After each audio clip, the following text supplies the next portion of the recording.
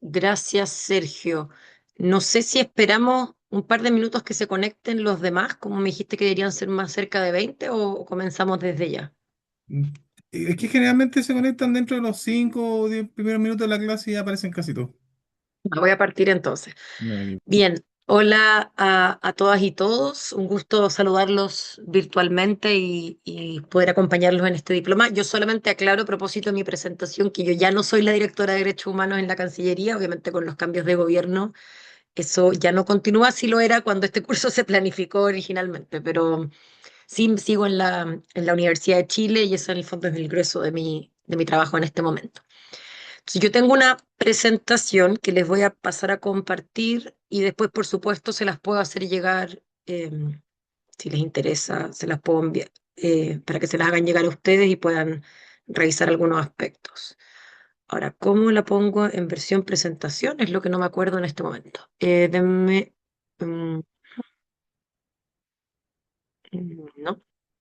A ver, denme un segundito que voy a descubrir cómo se presenta antes de, porque este es un lector de PDF distinto. Eh, o si no. Ah, ya. Parece que ya lo descubrí. Bien, eso voy a compartir de nuevo.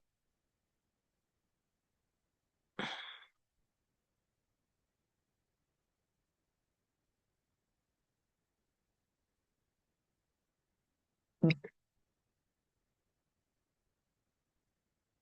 Entonces, para la sesión de hoy día me pidieron que abordara el valor del precedente en la jurisprudencia en particular se me pedía de la Comisión Interamericana, pero a mí me pareció que era más interesante abordarla en su totalidad, ¿cierto? En el sistema interamericano, eh, a propósito del trabajo que hacen los dos órganos del sistema, que es la Comisión y la Corte. Así que yo me tomé la libertad de reformular un poco el título de la clase y lo dejé como el valor del presidente en la jurisprudencia del sistema interamericano de derechos humanos, porque una de las particularidades de nuestro sistema regional es precisamente que existen más de un órgano, en particular la Comisión y la Corte, que intervienen en el proceso de resolución de peticiones y casos y que, digamos, tienen pronunciamientos que son relevantes para los estados. En cualquier momento de la sesión, por supuesto, pueden levantar la mano, hacer alguna pregunta en el chat también. A veces me cuesta un poco leer el chat al mismo tiempo de la clase, pero si alguien por alguna razón no puede activar su micrófono, y o si no, también, por supuesto, lo pueden hacer al final, pero yo no tengo ningún problema con que me interrumpan, así que, por favor, si tienen dudas, no se queden con la duda y pendiente. Ay, denme un segundo que justo me está llegando una llamada para cortarla.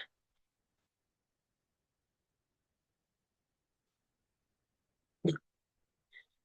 Este, Entonces, como decía, la idea es abordarlo desde el sistema interamericano en particular.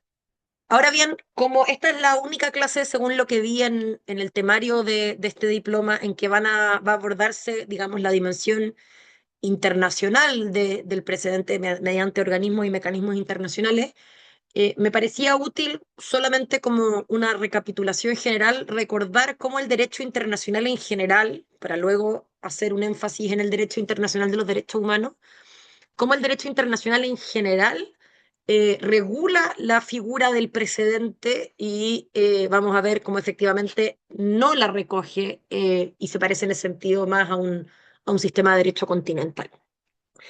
Esto es relevante porque el derecho internacional de los derechos humanos es, después de todo, una área dentro del derecho internacional público que se rige por muchas de sus reglas de carácter general o supletorio, salvo aquellas especiales del régimen de derechos humanos. Entonces, como decía, en el derecho internacional público, en términos generales, la doctrina del stare decisis o la figura del precedente vinculante no está reconocida y la manifestación, digamos, más clara de esta afirmación se encuentra en el Estatuto de la Corte Internacional de Justicia, que es, por supuesto, el órgano principal judicial de Naciones Unidas y que sirve de punto de referencia para el trabajo de muchos otros tribunales internacionales, incluso la Corte Interamericana. Eh, la Corte, en el fondo, el Estatuto de la Corte establece dos normas relevantes. Por una parte, el artículo 38, que es el que enumera las fuentes de derecho que va a aplicar la Corte, y el artículo 59, que regula específicamente el carácter vinculante de la decisión. El artículo 38 es un artículo que, si alguno de ustedes se acuerda cuando estudió Derecho Internacional Público, es un artículo de bastante aplicación en el derecho internacional porque precisamente enumera no solo respecto del precedente, sino respecto de todas las fuentes del derecho internacional público. Y nos dice que la Corte, cuya función es decidir conforme a derecho internacional, las controversias que se le sometan deberá aplicar. Por tanto, es una norma sobre el derecho aplicable por la Corte. Sin embargo, un artículo que citamos mucho porque en general se entiende que esta norma del Estatuto de la Corte no solo establece el derecho aplicable ante ese tribunal, sino en general nos habla de las fuentes del derecho internacional público. Y nos dice que las que aplicará entonces serán las convenciones internacionales, la costumbre internacional, los principios generales del derecho y acá lo relevante, las decisiones judiciales y la doctrina de los publicistas nos dice como medio auxiliar para la determinación de las reglas del derecho. O sea, la jurisprudencia está reconocida como un medio auxiliar o una fuente auxiliar para la determinación de las reglas del derecho y no como una fuente formal y vinculante del derecho internacional público. Y luego el artículo 59 del mismo estatuto nos dice la decisión de la Corte no es obligatoria, sino para las partes en litigio y respecto del caso que ha sido decidido. Entonces, cuando uno comienza estudiando Derecho Internacional Público, uno aprende entonces que las decisiones judiciales no tienen fuerza obligatoria más allá del litigio que se resolvió en particular, la regla del 59, ¿cierto? Pero eso no obsta a su importancia en general en el estudio del derecho internacional, porque el derecho sí las reconoce, el estatuto de esta Corte las reconoce expresamente como un medio auxiliar. Esto es, nos especifica su asistencia para, por ejemplo, la interpretación de normas internacionales, la identificación de la costumbre, etc. De una manera que yo diría es bastante similar a la que existe en el derecho civil continental, en que sabemos que entonces las sentencias de los tribunales superiores no son directamente vinculantes, pero mal haría un abogado o abogada en no revisarlas cuando está precisamente alegando un caso a efectos de determinar cómo ese tribunal ha resuelto casos similares en el pasado. Por eso este concepto de medio auxiliar o fuente auxiliar es útil en esta referencia general al derecho internacional público. Ahí. Ahí sí. Sin embargo, a pesar de esta regla que nos dice que la jurisprudencia es solamente un medio auxiliar, que no es una fuente formal, en la práctica, cuando uno revisa empíricamente el trabajo de los tribunales internacionales y particularmente de la Corte Internacional de Justicia, luego vamos a pasar a derechos humanos, pero para partir como con esta recapitulación general, lo que encontramos es que la Corte Internacional de Justicia, en el 80% de los casos, este es un estudio que les dejé abajo el nombre completo, cita su propia jurisprudencia. Entonces, a pesar de que no hay un carácter vinculante, en la práctica judicial el recurso a la propia jurisprudencia, sobre todo, o sea, a la jurisprudencia, sobre todo la propia de la misma Corte, es bastante extenso. Tanto así que estos académicos dicen hay un promedio de 14,8 autocitas por sentencia y que las citas ya se han vuelto virtualmente ubicuas desde los años 2000. De hecho, no solo la Corte cita su propia jurisprudencia, sino que los alegatos de los estados, recordemos que ante la Corte Internacional de Justicia solo pueden alegar estados, o sea, pueden comparecer estados. Los estados también citan ampliamente la jurisprudencia de la propia Corte como fundamento para sus pretensiones. Y además acá hay una consideración interesante de que el periodo de menor actividad de la Corte, que fue entre los 60 y los 80, es el que produjo sus precedentes más influyentes, que son citados hasta el día de hoy. Entonces se produce esta situación que no necesariamente es contradictoria con lo que ya hemos señalado, entonces la jurisprudencia sigue sin ser una fuente vinculante, pero en la práctica es utilizada con muchísima frecuencia en las decisiones del tribunal y en los argumentos de las partes que exponen de los estados que se presentan ante este máximo tribunal internacional. Entonces, a partir de eso, de nuevo, en la concepción general del derecho internacional, algunos autores dicen que la Corte Internacional de Justicia aplicaría una versión débil del precedente, en el sentido de que le entiende a su jurisprudencia previa como, o sea, le da un valor a su jurisprudencia previa, a la consistencia que se requiere mantener por parte de un tribunal internacional, por otras razones, entre otras razones por certeza jurídica para las partes, pero los académicos dicen esta es una versión débil en el sentido de que esta consideración del precedente funciona como principio y no como regla. Y así se identifica, acá estoy de nuevo siguiendo un trabajo académico, que existiría, que la Corte actúa en el sentido de que existe una presunción de que debe seguirse el precedente. O sea, por regla general, la Corte Internacional de Justicia buscará seguir sus precedentes ante su jurisprudencia previa, y en ese sentido es un precedente débil, pero no se entiende obligada normativamente a hacerlo. Y por tanto entiende, y este es como el segundo paso, que puede apartarse del precedente si encuentra razones suficientemente convincentes. Y acá hay una sentencia, por ejemplo, en el caso entre Serbia y Croacia, a propósito de un alegato de genocidio cometido en el contexto de la guerra de los Balcanes. La Corte dice que no se apartará de su jurisprudencia consolidada, salvo que encuentre razones muy particulares para hacerlo. Por tanto, por eso esta presunción de en principio se sigue la jurisprudencia previa, salvo que existe, entonces es una presunción derrotable, salvo que se encuentren razones muy particulares. Hay, sin embargo, algunas variaciones interesantes. Uno encuentra, recordemos que la Corte Internacional de Justicia, lo mismo va a pasar en la Corte Interamericana, perdón, mi perro está ladrando, es un tribunal colegiado y por tanto, sin perjuicio de que en la decisión de mayoría uno encuentra estas consideraciones, cuando uno mira algunos votos de ciertos jueces en particular, esto está ahí. Cuando uno ve los votos de algunos jueces, uno encuentra algunas variaciones o alguna discusión que probablemente se expresa al interior de la Corte sobre el valor del precedente. Acá les puse tres ejemplos de distintas épocas y hace algunos bastante antiguos, otros más recientes, en que en los votos separados o disidentes o las prevenciones que hacen los jueces de la Corte hacen referencia también a estas consideraciones de deber tener cierta deferencia hacia las decisiones previas de la Corte. Y así, por ejemplo, el expresidente Abraham de Francia dice, no obstante, considero que aunque un juez haya expresado sus reservas o incluso su desacuerdo en el momento en que el tribunal estableció su jurisprudencia, una vez que éste lo ha hecho, el tribunal, en el fondo, una vez que la jurisprudencia ya está establecida, el juez debe considerarse vinculado a ella en lo sucesivo, no jurídicamente, por supuesto, sino moralmente, del mismo modo en que se hubiera estado de acuerdo con ella. Es interesante lo que dice el presidente Abraham, porque en el fondo por una parte habla de esta obligación moral, porque claro, él precisa que por supuesto no es jurídica, pero una obligación moral de un magistrado de mantener una jurisprudencia previa, incluso si él estaba en desacuerdo, incluso si expresó su reserva o su desacuerdo cuando esa jurisprudencia se estableció. Un segundo ejemplo, el juez Agua en Nicaragua, este es un caso entre Nicaragua y Estados Unidos, dice, no puedo sino lamentar que el tribunal no haya aprovechado la oportunidad para subrayar, mediante las referencias oportunas, la confirmación de la postura que adoptó anteriormente y el razonamiento teórico desarrollado en su apoyo con el fin de poner de relieve la continuidad y la solidez de la jurisprudencia. Sin hablar de una obligación de seguir la jurisprudencia previa, el juez Agua sí pone énfasis en la importancia de que la Corte expresen sus decisiones, ¿cierto? La continuidad de su jurisprudencia, la uniformidad, ¿cierto? De la misma mediante, acá dice, las referencias oportunas. Ahora ya vemos que esta es una decisión de los 80, que la práctica actual de la Corte es, la verdad, de una utilización de cita bastante extensa.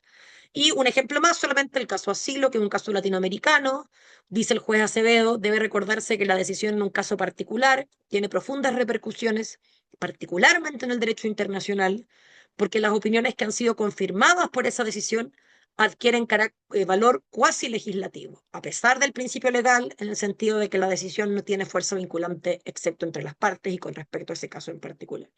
Entonces el juez Acevedo, de alguna forma, si bien de nuevo, al igual que como lo hace Abraham, que en el fondo reconocen que no hay una obligación de seguir el precedente, Acevedo reconoce que la decisión, según las normas del Estatuto de la Corte, el 59, no tiene fuerza vinculante salvo entre las partes, sí le reconoce este valor que él llama cuasi legislativo y la influencia que la decisión tiene para los casos futuros.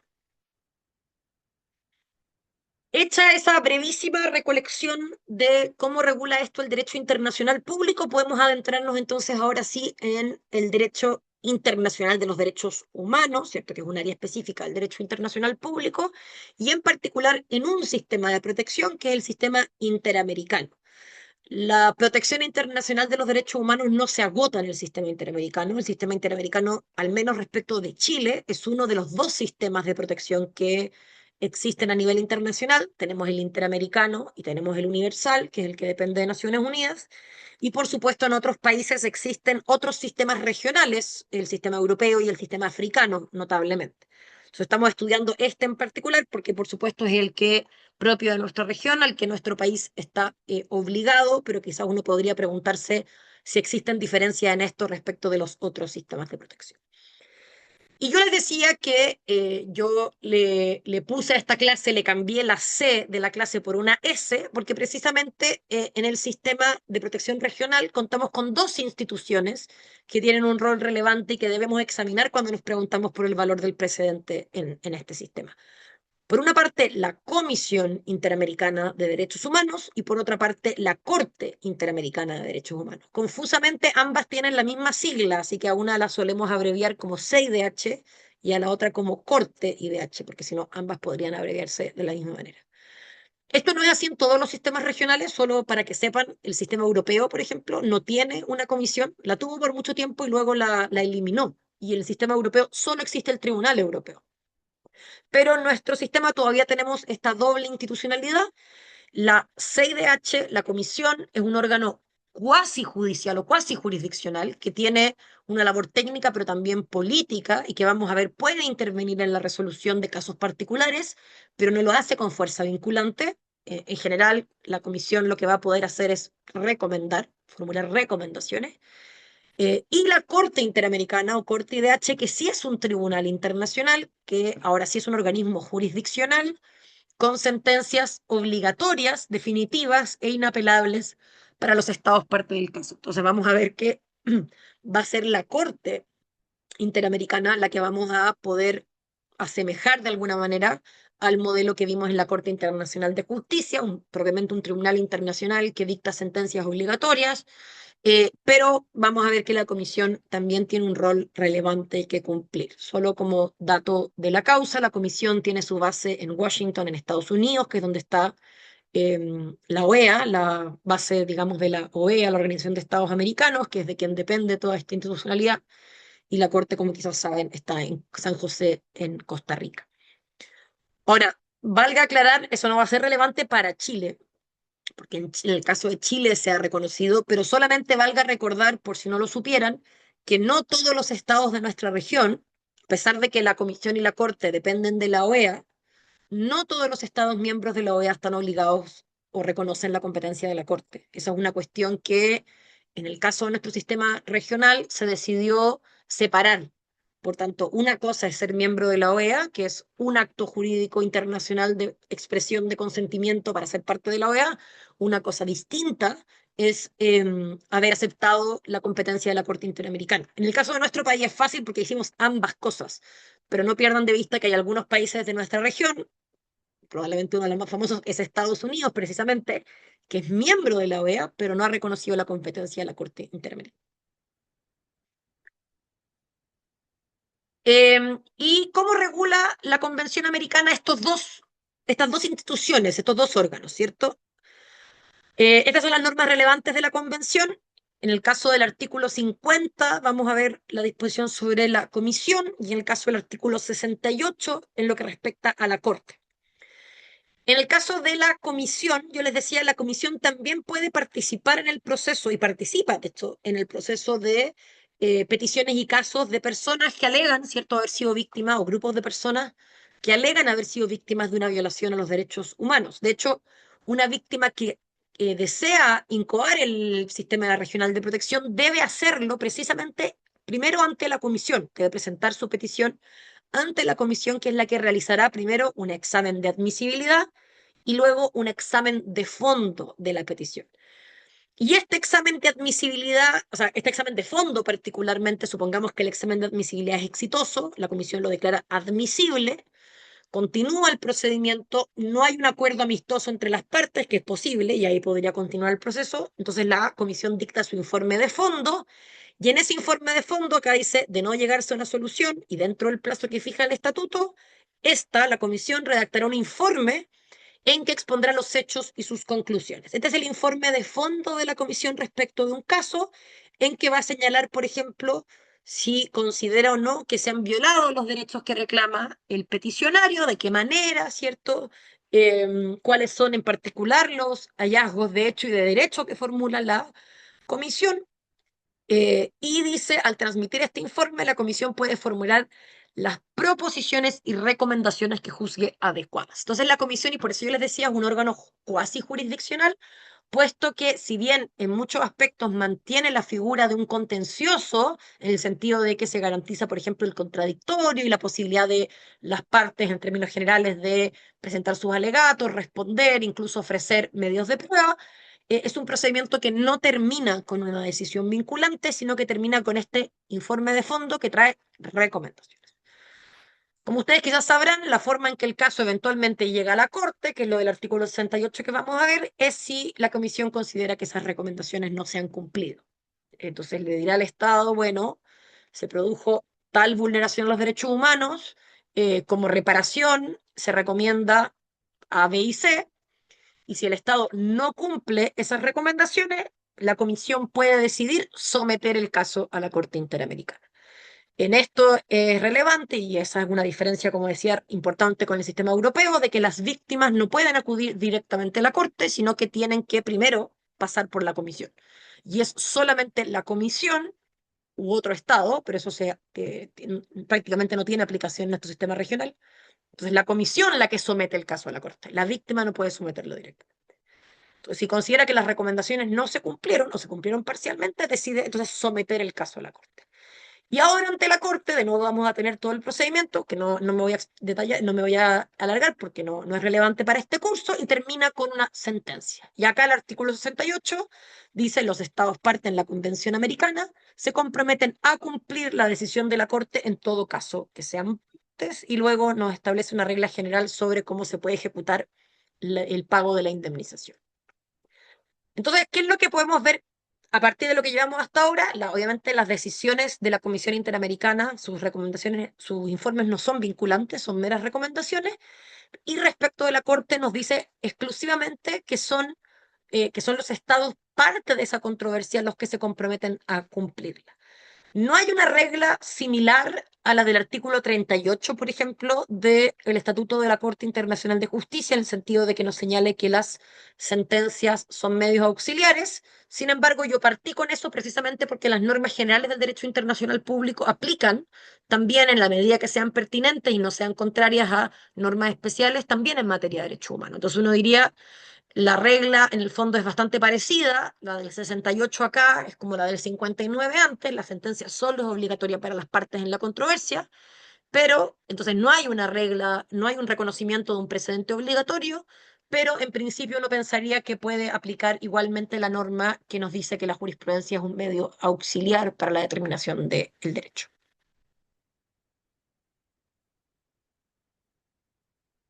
Bien. Hecho todas esas consideraciones, les pido disculpas si alguno de ustedes ya estaba muy familiarizado con el sistema interamericano, por quizás esto les puede haber parecido un poco repetitivo, pero no conozco los estudios previos de todos ustedes, entonces me parecía importante que estuviéramos en una posición más o menos similar.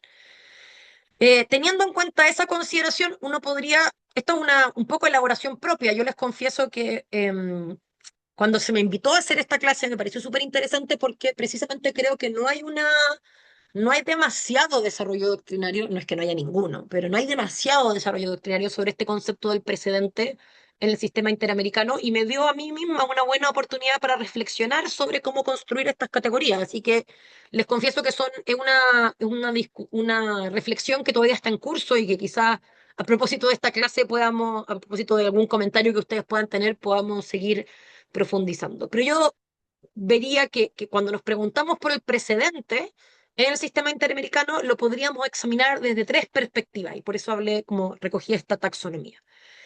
Y lo separé entre un precedente vertical y un precedente horizontal. Voy a partir por el último, que es quizá un poco más fácil. El precedente horizontal es el que nos pregunta respecto del efecto de las sentencias de la Corte sobre sus propias decisiones futuras. Entonces, ¿en qué medida la Corte, un poco como lo vimos con la Corte Internacional de Justicia, en qué medida la Corte Interamericana se ve también o se considera a sí misma obligada por sus anteriores decisiones respecto de sus decisiones futuras.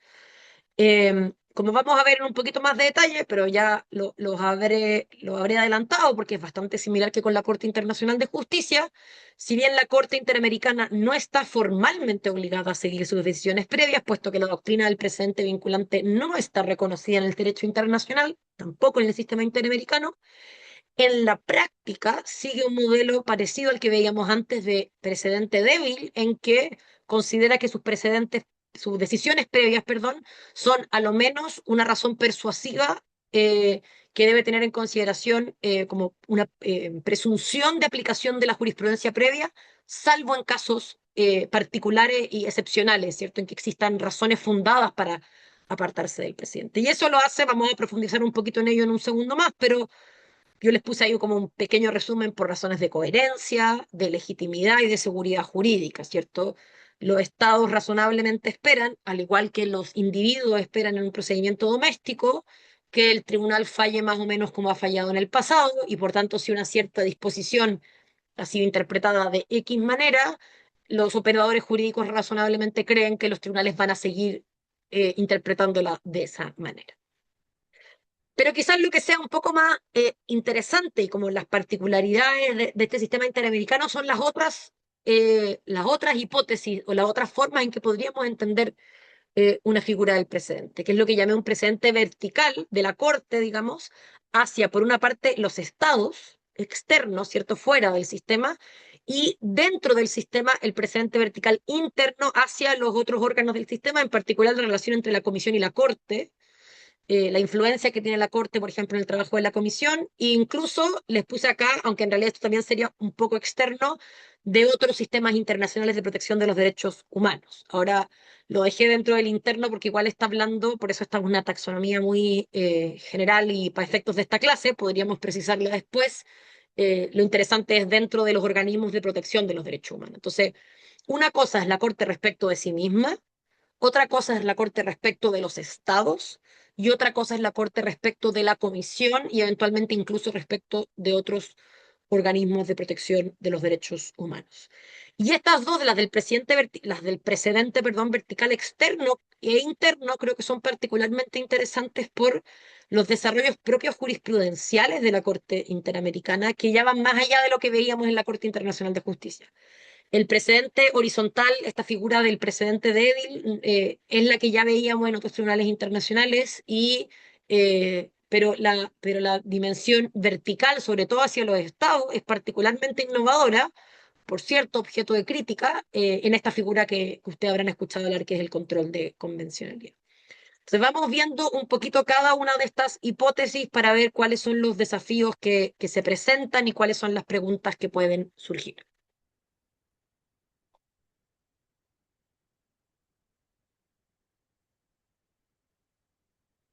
La primera hipótesis entonces era un precedente vertical externo, que es la, digamos, influencia o incluso vamos a ver obligatoriedad. De hecho, yo creo que por eso este es un buen uso de la palabra precedente, quizás ya no tan débil. Es lo que se respecta, ¿cierto?, a la influencia hacia los estados, por eso externo fuera del sistema interamericano. Y aquí es donde entra en aplicabilidad una figura bastante controversial, pero muy propia del sistema interamericano, que es el control de convencionalidad. Y el control de convencionalidad originalmente, ¿cierto? Si uno va a la versión más positiva de la regulación de la Convención Americana, por ejemplo, el control de convencionalidad era un control que le correspondía hacer al Tribunal Internacional, a la Corte Interamericana, ¿cierto?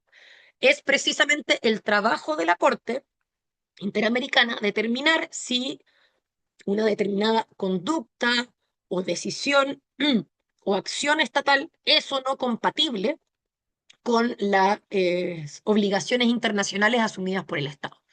Entonces, ese es el control tradicional de un tribunal en que lo que examina, lo que controla es el carácter convencional o no de la conducta estatal y su conformidad o no con las obligaciones internacionales, en particular de la Convención Americana, por eso control de convencionalidad, es o no entonces compatible con aquello que el Estado se obligó cuando suscribió la Convención Americana o suscribió alguno de los otros tratados del sistema interamericano, como es el Protocolo de San Salvador, la Convención de Belém do Pará sobre violencia contra la mujer, los convenios sobre discapacidad, sobre personas mayores, etcétera, ¿cierto? Hay varios tratados del sistema interamericano, hay varias convenciones, y en la medida que alguna de ellas sea discutida ante la Corte se examinará entonces si la conducta estatal es o no convencional, se adecua o no a esas obligaciones.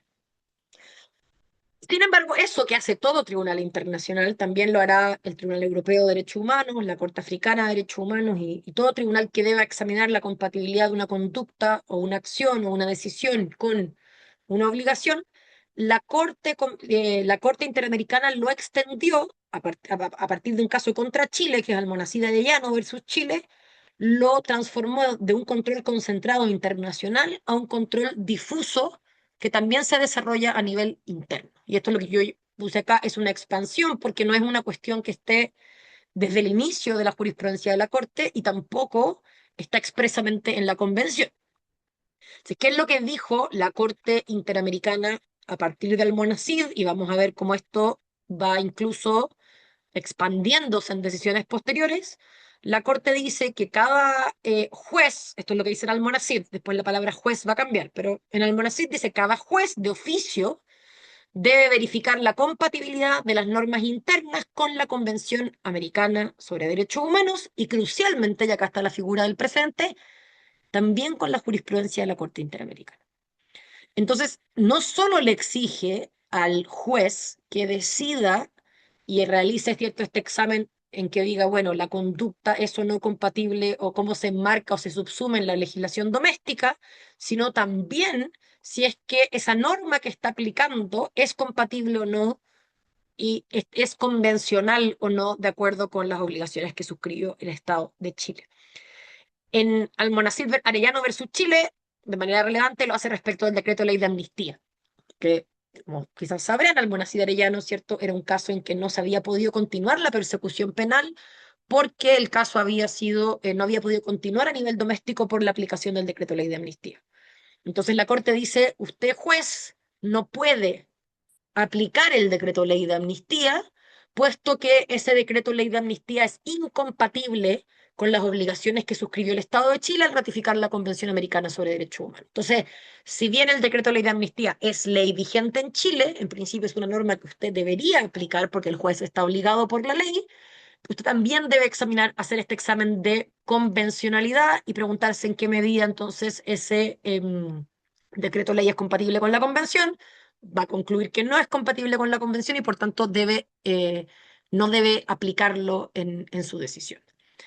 Ahora, ¿por qué yo les decía que esto es relevante para efectos de esta pregunta? Por el precedente, porque ya lo adelantaba, la Corte dice, la compatibilidad, el examen, el control que debe realizarse no solo incluye el parámetro, ¿cierto? No solo es las obligaciones de la Convención Americana, sino también la jurisprudencia de la Corte Interamericana de Derechos Humanos. Y esto es lo que le da, según dicen algunos académicos, una eficacia interpretativa erga omnes, ¿cierto? Para todas las partes a las decisiones de la Corte. Y según, por eso el fondo, Sagüez dice, el control de convencionalidad es de facto una forma de esta decisión supranacional.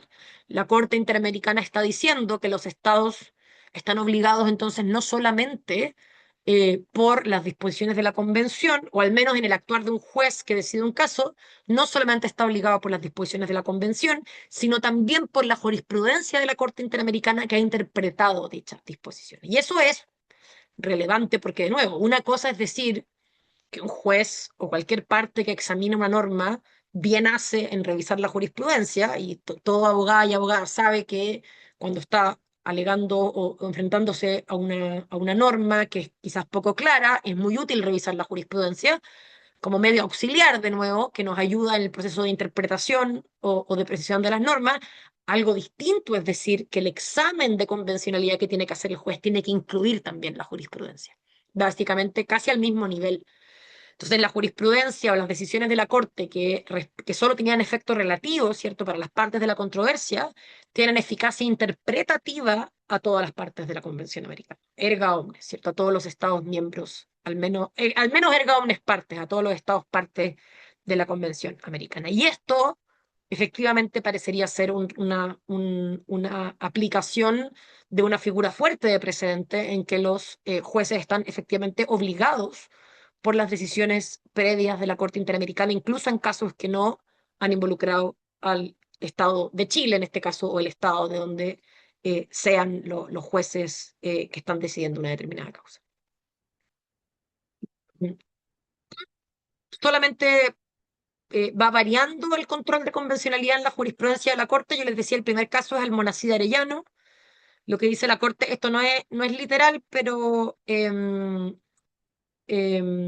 más o menos lo que dice es que el Poder Judicial debe ejercer una especie de control de convencionalidad entre las normas jurídicas internas que aplican y la Convención Americana. Nos dice una especie de control de convencionalidad. En Trabajadores Cesados del Congreso versus Perú, el mismo año, la Corte precisa también que este control debe ejercerse de oficio, pero precisa dentro del ámbito de competencias y regulaciones procesales de cada juez. Vamos a llegar a eso en un momento, porque una de las preguntas relevantes del control de convencionalidad es en qué medida un juez tiene las facultades legales y constitucionales para no aplicar derecho vigente mediante la figura del control de convencionalidad, sobre todo en países como el chileno, donde el control de constitucionalidad está concentrado en un órgano particular. Pero dejemos por ahora solamente quién es el que está obligado. Eso es lo que vemos respecto de esta evolución. Nos dice primero el Poder Judicial, después nos dice el control debe hacerse de oficio, pero dentro del ámbito de competencias y regulaciones de cada juez.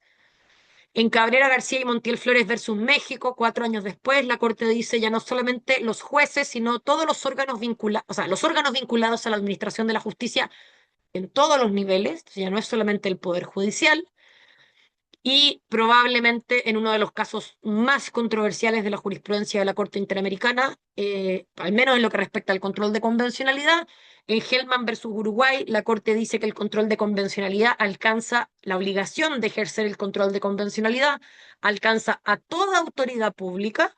Y digo que este caso es muy controversial no solo porque dice eso, sino porque dice que también la soberanía popular está limitada por el ejercicio del control de convencionalidad.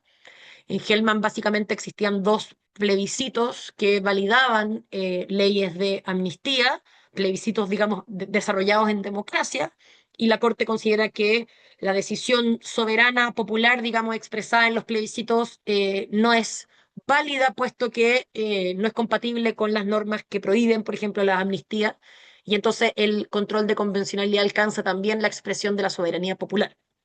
Lo que, digamos, es un avance bien relevante si uno lo compara con el Monacid Arellano, que por último nos dice el decreto de ley de amnistía era una norma dictada durante la dictadura, por tanto obviamente la Corte no va a tener mucha deferencia con una ley dictada en condiciones de excepción. Distinto es cuando nos enfrentamos con una decisión soberana democrática de la ciudadanía.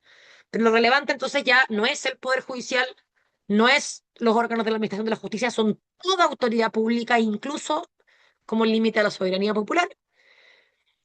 Y luego ya un último caso quizás relevante, probablemente uno podría hablar de muchos más, pero para los efectos de esta clase, en Julián Grisonas, familia Julián Grisonas versus Argentina, la Corte mantiene todavía la doctrina del control de convencionalidad con esta misma referencia, toda autoridad pública, de oficio, ¿cierto?, etcétera, pero precisa quizás dándose cuenta que la protección internacional no siempre va a ser la más desarrollada y que hay casos en que el derecho doméstico tiene una mayor protección.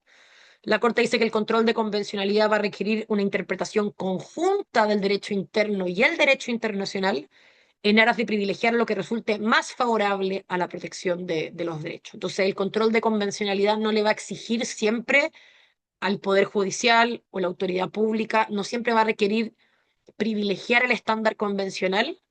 En principio se privilegia el estándar convencional, pero en la medida en que esa es una especie de base. Pero siempre los estados podrán establecer mecanismos de protección incluso más robustos y en ese caso se deberá preferir entonces el derecho interno que resulte más favorable a la protección. Esto era la pregunta de quién está obligado por el control de convencionalidad. Y la siguiente pregunta es cuál es el parámetro de control. Algo ya se los adelantaba. Primero es el texto de la Convención Americana, ¿cierto? Es un control de convencionalidad en el sentido de examinar la compatibilidad entre la norma o la decisión y la convención. Americana sobre Derechos Humanos, y además uno podría agregar otros tratados del sistema interamericano que el Estado, por supuesto, haya ratificado. En el caso de Chile, Chile ha ratificado todos los tratados de derechos humanos del sistema interamericano, salvo dos. Hay una convención sobre discriminación racial y hay una convención sobre discriminación e intolerancia en general, que son las únicas dos que Chile no ha ratificado. Pero todas las demás tenemos, yo les decía, la Convención de Belén do Pará, la Convención sobre Personas Mayores, sobre Personas con Discapacidad, tenemos un protocolo de San Salvador sobre derechos económicos, sociales y culturales, hay un protocolo sobre pena de muerte, etcétera. Todos esos tratados serían ciertos y eso es como el punto de partida del control de convencionalidad, de esta evaluación, de este parámetro de control que tiene que hacer no solo el juez, veíamos todo operador de justicia y en realidad toda autoridad pública. Pero, y acá está lo relevante, también yo les decía en la interpretación que hace la Corte IDH en sede contenciosa, y esto es lo que en el fondo le da este valor jurídico peculiar a las sentencias de la Corte, puesto que señala que ellas también deben obligar como res interpretata, ¿cierto? No como cosa juzgada, sino como cosa interpretada, las decisiones de un juez doméstico. Primero se entendía que solamente abarcaba las decisiones en sede contenciosa, pero luego también incluso se extendió a las opiniones consultivas. Las opiniones consultivas o la facultad de dictar opiniones consultivas es una competencia particular que tienen ciertos tribunales internacionales como la Corte de resolver una pregunta jurídica que le formulan en general los estados sobre alguna disposición, o sea, sobre alguna cuestión internacional. Entonces, para darle un ejemplo, Chile y Colombia hace algunos años presentaron una solicitud de opinión consultiva sobre las obligaciones de los estados en materia o frente a la emergencia climática, en materia de derechos humanos, por supuesto. Pero esos no son casos contenciosos, no son casos en que exista dos partes, ¿cierto?, que queden obligadas. De hecho, las opiniones consultivas en general se entiende que no son vinculantes, porque no son sentencias que, digamos, obliguen a las partes en una controversia. Por supuesto que tienen un importante valor interpretativo, porque la Corte está examinando el derecho aplicable, pero, pero ahí uno hablaría de un valor normativo persuasivo, pero la Corte en el ejercicio del control de convencionalidad lo transforma en un parámetro de control y entonces también en un elemento vinculante para el juez doméstico o la autoridad pública. E incluso en algunos casos pareciera, aunque esto está probablemente menos desarrollado, este número 4 es el menos avanzado. Ah, ahí se me borró el 4, pero ese era el 4 que algunos incluso han extendido el parámetro o el estándar de comparación del control de convencionalidad también incluso a las medidas provisionales que dicta la Corte. Ah, no, ahí está el 4, perdón, es que no lo veía porque me estaba tapando con mi propia cara. Las medidas provisionales, perdón, a las resoluciones de supervisión de cumplimiento. Solo por si no lo saben, la Corte Interamericana no solo puede, digamos, conocer un procedimiento contencioso y dictar una sentencia en que condene al Estado a B y C, sino que también la Corte Interamericana tiene competencia para supervisar el cumplimiento de la sentencia. Entonces, una vez que la sentencia ha sido dictada, ese no es el fin de la discusión, sino que el Estado debe periódicamente reportar a la Corte Interamericana sobre la manera en que ha dado cumplimiento a aquello que fue ordenado desde el pago de la suma de dinero, las reformas legales, etcétera. Entonces, allá también, en esa sede, en la sede de supervisión, también hay una jurisprudencia bastante desarrollada de la Corte y algunos dicen que incluso esas resoluciones de supervisión podrían servir como parte del el elemento que debería tener en cuenta un juez en el ejercicio del control de convencionalidad. Que también les dejé un artículo por si les interesa profundizar un poquito más sobre esto. Bueno, Miriam Enrique lo llama la polisemia del control de convencionalidad, precisamente por estas variaciones, primero el juez, después todos los órganos de la prestación de la justicia, después todos los actores. Primero era solamente la convención, después era la convención y la interpretación de la Corte en casos contenciosos, luego también lo ampliamos a opiniones consultivas y ya después incluso a otros, eventualmente a otras decisiones, aunque eso es bastante más controversial. Entonces, ¿por qué me parece a mí que este es un ejemplo interesante, como decía, de aplicación del precedente? Bueno, precisamente porque como veíamos, la Corte está señalando en su jurisprudencia y lo está luego evaluando cuando los casos le llegan para ver si el juez efectivamente ejerció o no adecuadamente ese control, está exigiendo la consideración de o la aplicación de las decisiones dictadas en otros casos. Entonces el juez ya no está obligado solamente a examinar la convención y no está obligado solamente por lo que dispone la convención que el Estado suscribió, sino que también estaría obligado por las interpretaciones que ha hecho la Corte respecto de casos anteriores. Lo interesante sí es que el juez o el operador jurídico, cualquier autoridad pública es la que está obligada a seguir las decisiones de la Corte, pero notablemente la propia Corte no está obligada a seguir sus propias decisiones. Por eso el precedente horizontal era más bien débil. Es el precedente vertical externo el que tiene su dimensión más fuerte, porque aquí es donde la Corte está diciendo que efectivamente los operadores jurídicos y las autoridades públicas están sujetas a lo que la Corte ha interpretado en otros casos, en otros procesos consultivos. ¿Estamos bien hasta acá? ¿Alguna duda, comentario, reflexión hasta acá? Bien, no veo ninguna mano levantada. Luego podríamos pasar, yo les decía, a lo que llamaríamos un presente vertical interno, que es la relación entre la Corte y la Comisión, ¿cierto? Porque precisamente en un sistema de protección que funciona con dos instituciones que ambas intervienen y que en alguna medida replican un análisis, porque ambas van a examinar la admisibilidad y el fondo de la petición o caso que se presenta. La pregunta es cómo están influenciadas la una por la otra, ¿cierto? Cómo eh, se obliga la comisión o la corte por las actuaciones de la otra. En el caso de la Corte, por supuesto, por la naturaleza misma del procedimiento de peticiones y casos, la Corte no está obligada por los informes y recomendaciones de la Comisión. Hipotéticamente, la Comisión podría, por ejemplo, sostener que considera que en un caso el Estado violó el derecho a la vida y hacer recomendaciones en ese sentido, que cuando el caso llega a la Corte considerar que tal violación no se produjo. Es perfectamente posible y ocurre que cuando la Corte conoce el mismo caso, cuando le llega así, trae el sometimiento, puede tener un pronunciamiento distinto al que tuvo la comisión. Y de hecho la Corte desarrolló particularmente la doctrina del control de convencionalidad de manera bastante autónoma. No fue un desarrollo que venga de la comisión o una influencia que venga de la comisión, sino que más bien un trabajo propio de la Corte. En el caso de la comisión, si bien tampoco está formalmente obligada por lo que decide la Corte Interamericana, por su jurisprudencia, la comisión misma no va a tener una obligación de ejercer ella el control de convencionalidad, sí va a aplicar este estándar en su jurisprudencia como un parámetro de análisis. Entonces, desde Almonacid de Arellano en adelante, la comisión hace propia la figura del control de convencionalidad con todas sus variantes, ¿cierto? Con todas sus manifestaciones, desde solo el juez a toda autoridad pública, desde solamente la convención hasta también la jurisprudencia de la Corte, eh, y va a incorporarla entonces en su análisis. Ahora, la comisión misma, como es obvio, como no es un órgano doméstico, no es ella la que tiene que ejercer un control de convencionalidad.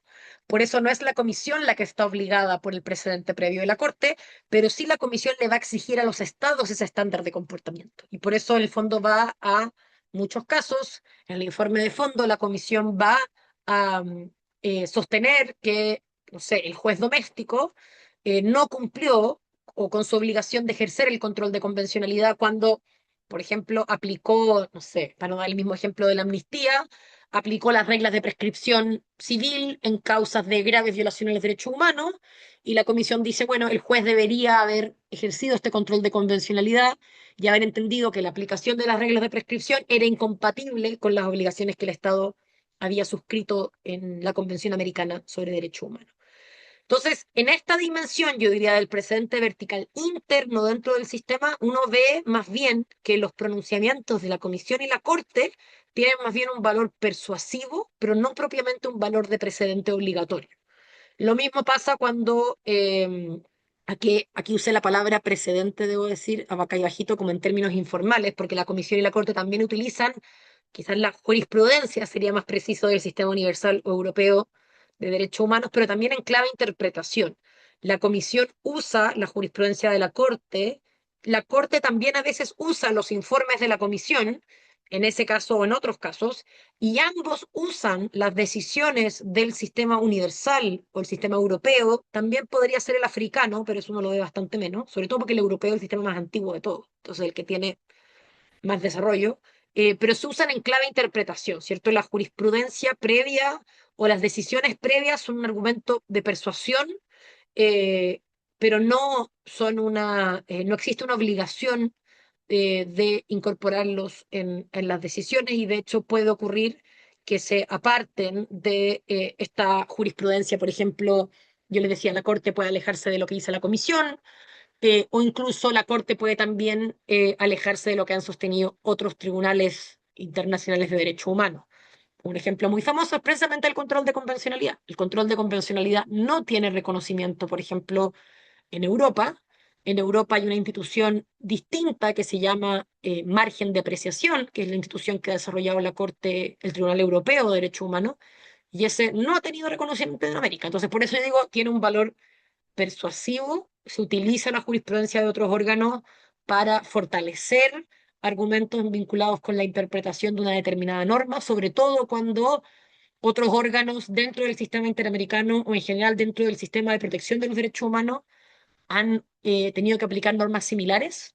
No sé, pues, el derecho a la vida no solo está en la Convención Americana sobre Derechos Humanos, también está en el Convenio Europeo sobre Derechos Humanos, también está en la Convención Africana sobre Derechos Humanos y de los Pueblos, también está en el Pacto Internacional de Derechos Civiles y Políticos de Naciones Unidas. Entonces, como la disposición que se está interpretando es similar, no es poco frecuente que la Corte y o la Comisión acudan a esos otros instrumentos y a esas otras decisiones, como decía de nuevo, un elemento persuasivo, pero no como una obligación jurídica de seguirlo. Por eso yo diría un precedente quizás ni siquiera débil, de lleno no hay un reconocimiento de una figura más allá del valor persuasivo que puede tener como cualquier argumento de autoridad.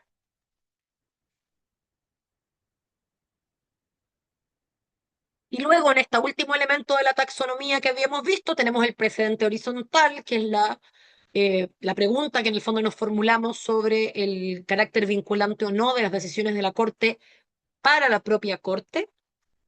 Y acá lo que uno puede encontrar es un precedente quizás de facto, de manera un poco similar a lo que pasaba con la Corte Internacional de Justicia, en el sentido de que el tribunal construye una red de precedentes muy densa que es citada no solo por los estados y los tribunales nacionales, sino por la propia Corte, eh, y que tiene también este valor persuasivo como en el fondo una forma de también sostener su autoridad. La Corte Interamericana no ha sido tan clara en su jurisprudencia respecto de lo que veíamos en la Corte Internacional de Justicia, de que existiría una presunción de mantener aquello que ha sido previamente resuelto, salvo que existan razones fundadas. La Corte Interamericana no lo ha formulado de esa manera, uno puede encontrar una formulación equivalente, pero pareciera que va en una línea más o menos parecida en el sentido de que la Corte considera que la consistencia de su jurisprudencia es un elemento que la valida también incluso frente a los tribunales nacionales, ¿cierto? Entonces la Corte va a decir cuestiones como la jurisprudencia constante de este Tribunal Interamericano ha sostenido, o como ya se ha sostenido desde hace 20 años, como una forma de consolidar una jurisprudencia que quizás al principio puede ser muy controversial, es lo que pasa con el control de convencionalidad.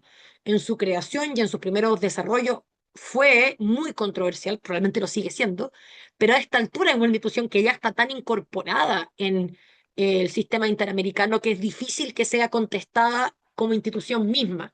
Los estados podrán, y lo hacen, ¿cierto?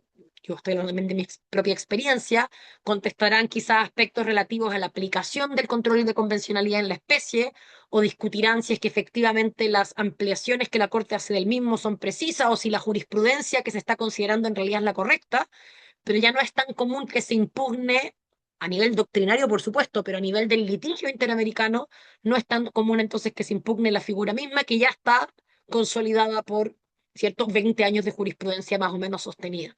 Entonces, en ese sentido, la autoridad persuasiva de las propias decisiones de la Corte le da un valor. Sin embargo, esto que yo les digo que de facto existe una tendencia a continuar digamos, una línea jurisprudencial más o menos uniforme, no obsta a que existan excepciones y que existan desafíos que se presenten precisamente por la falta de incorporación de una regla expresa y por los áreas o espacios o momentos de inconsistencia que uno puede identificar en la jurisprudencia de la Corte, que son los que precisamente presentan desafíos para los estados, para los intervinientes, que, como decíamos hace un momento, pueden tener una expectativa legítima de una decisión en una determinada manera. Entonces, solamente para enumerar los desafíos y de repente después de enumerarlos podemos hacer un breve receso para, no sé, ir a servirse un café o lo que quieran. Creo que yo, a partir de estas tres dimensiones, ¿cierto?, de la discusión del precedente y a partir de algunas de las instituciones que yo mencionaba, yo identificaría quizás tres, de nuevo, pueden ser más, está un proceso, una reflexión que yo misma tengo en curso, pero yo identificaría tres grandes desafíos que se presentan cuando examinamos como la aplicación de estas instituciones y de este reconocimiento de precedente horizontal o vertical, interno o externo en la jurisprudencia de la Corte. Lo primero que era con lo último que venía a su momento es la inconsistencia jurisprudencial, porque a pesar de que existe una tendencia a citar su propia jurisprudencia y una tendencia, perdón, a mantener cierta consistencia en sus decisiones, existen también casos de inconsistencia. Y como, a diferencia de la Corte Internacional de Justicia, la Corte no explicita su deseo de mantener una presunción a favor de sus decisiones previas, no siempre se entiende por qué se desvía. Así, en el caso de la Corte Internacional de Justicia, la Corte dice, yo no me voy a desviar de mis decisiones previas, salvo que existan razones fundadas. Por tanto, cuando lo hace, en general, entrega esas razones fundadas que explican por qué se produce esa variación. No siempre, pero en muchas veces uno lo ve. En el caso de la Corte Interamericana, en cambio, uno en general no ve esa justificación, no se explica. En ocasiones la Corte simplemente modifica una jurisprudencia más o menos consolidada sin señalar cuáles son las razones que la llevarían a cambiar de posición a ese respecto y eso por supuesto afecta también la certeza jurídica y la confianza de los operadores de la justicia en el sistema. El segundo tiene que ver con la resistencia estatal y la tensión que se presenta con las jurisdicciones domésticas, sobre todo por la figura del control de convencionalidad. Yo les decía que si bien no es tan común que se impugne la existencia misma del control en estrado ante la Corte, lo cierto es que la institución sigue siendo fuertemente controversial, sobre todo en sus interpretaciones más extensas. Genera mucha duda sobre cómo un juez, por ejemplo, puede cumplir con la obligación del control de convencionalidad sin incumplir su propia normativa doméstica que lo regula y que le impide en ocasiones realizar un control de esa naturaleza que se ha concentrado en un órgano exclusivamente y cómo eso ha generado, como digo, incluso resistencia y rechazo por parte, en inglés se le llama el pushback, por parte de las jurisdicciones domésticas. Y tercero, la dificultad de sistematización, y me falta una P, de los precedentes, porque precisamente como vamos a ver en un momento, también a propósito de la figura del control de convencionalidad, si el juez doméstico, el funcionario público, ¿cierto? No solamente está obligado a ejercer este control respecto de lo que establece la convención, sino que también está obligado por la jurisprudencia de la Corte, incluso en sede no contenciosa. Entonces le estamos pidiendo a los operadores jurídicos y a los funcionarios públicos que tengan un conocimiento absolutamente vasto de la jurisprudencia interamericana, que la verdad en la especie es muy difícil de verificar, incluso respecto de un juez no va a tener, y para qué vamos a decir otros funcionarios que quizás ni siquiera tengan una educación jurídica, ¿cierto? Entonces, sí, uno de los desafíos importantes de aplicación práctica incluso de la figura del control de convencionalidad, incluso si no discutimos, lo vamos a hacer, pero incluso si no discutiéramos su fundamentación y dijéramos, ok, vamos a seguir esta figura, la pregunta es cómo podemos tener operadores jurídicos y funcionarios en general que estén al tanto del desarrollo jurisprudencial como para poder incorporarlo en este control que deben ejercer, ¿cierto?, de oficio todos los funcionarios públicos, incluso la voluntad popular está sujeta a este control de convencionalidad. Entonces, si les parece, yo tengo las 7:02.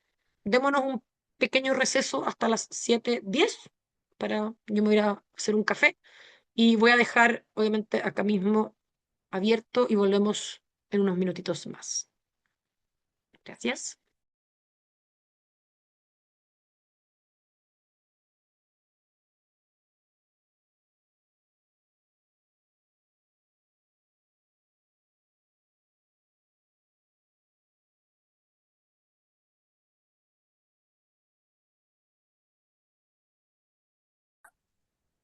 en el tema que usted plantea, por ejemplo, en el caso del ser juzgado dentro de un plazo razonable, ¿Mm?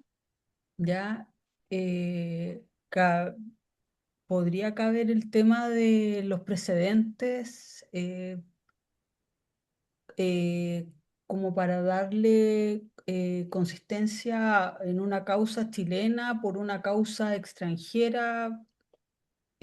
Ya que no existe, solamente sería el 76 de la Constitución, me imagino, que el juez tiene que fallar, etcétera, pero aplicando lo que usted dice del, no me acuerdo del precedente externo, que Sí, a no ver, la figura, existan yo, fallo yo creo que X en el sí, extranjero y sí, pensando yo siempre en materia tributaria, que se demoran tanto los fallos y que la sí. Corte Suprema igual se ha referido al ser juzgado en un plazo precedente tomando convenciones extranjeras Mm. de derechos Sí, humanos. a ver, yo diría que nuestro sistema jurídico en Chile tiene un amplio reconocimiento de la figura, por ejemplo, del control de convencionalidad. La Corte Suprema misma lo aplica de manera bastante significativa, diría yo, en muchos casos de distinta naturaleza, por supuesto, mucho en casos originalmente asociados a la dictadura, que fueron los primeros casos que conoció el sistema interamericano, pero luego también en una dimensión mucho más amplia, en distintos tribunales, como digo, hasta la Corte Suprema, pero también tribunales de instancia, tribunales especializados, han aplicado esta figura del control de convencionalidad precisamente cuando se encuentran con debates o consideraciones que se vinculan con protección de los derechos humanos. Entonces, yo creo que es perfectamente posible. Ahora, de nuevo, como yo creo que hay dos perspectivas. Una es la perspectiva quizás más, que yo le iba a decir en un momento, como de la posición del juez, que pone al juez en una posición compleja respecto de sus atribuciones legales, pero como les decía, la Corte Suprema lo ha hecho en reiteradas oportunidades. Pero para el litigante, ¿cierto? Es una institución muy útil, puesto que precisamente le permite acudir a estos estándares internacionales, por ejemplo, la jurisprudencia de la Corte Interamericana en materia de plazo razonable, le permite acudir a esto y decirle al juez chileno, oiga, usted tiene que fallar teniendo en consideración entonces también la obligación del plazo razonable, ¿cierto?, que establecen los instrumentos internacionales, pero también la jurisprudencia de la Corte Interamericana. Y la Corte Interamericana ha dicho que, por ejemplo, un caso de X características de este plazo no cumple con la garantía del plazo razonable. Entonces, efectivamente, yo creo que la figura del control de convencionalidad para el litigante es muy útil cuando quiere acudir ahora, por supuesto, va a requerir familiarizarse con esa jurisprudencia. Les voy a dar un ejemplo también al final de cuáles son las formas de familiarizarse, pero le permite precisamente traer a la discusión doméstica estándares internacionales.